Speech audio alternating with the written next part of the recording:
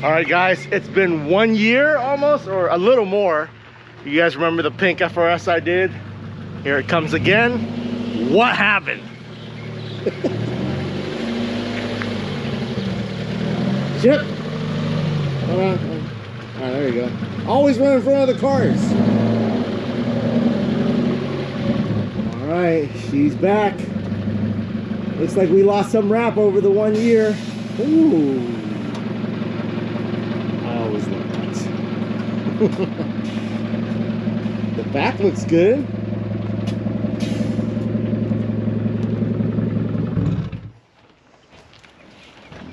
Ooh. How you doing? Pretty good, man. How are you? Good. Ooh. Good? All right. 1 year later. 1 year later. What happened? I saw some drama on Instagram. Yes, people suck. What are they doing? They throwing eggs at your car and stuff? Literally. And cheese. It's egg and cheese, cheese, man. I don't understand. Yeah. Is it string cheese? It's stinky eaten. cheese. Oh. Like cotija. That's messed up. Why? Just because you're parked somewhere out in the open? Yeah, I've been parking it. We moved to an apartment right now, so I've been parking it there, and that's rude. And then what's wrong with these people? The front. So they scratched your front it seemed like end. with the nail because it didn't go all the way through. Okay, so that's why Literally you. from here to here, and then the hood. So that's why you don't have any wrap on here. Yeah. So today we're gonna do the bumper again for her, and just because it was damaged by somebody. Literally. But overall, the wrap has been A1, man. A1. It's been good. Okay. Yes. Just look at it. It looks good. I actually got more skills. Yeah. 1 year later, so.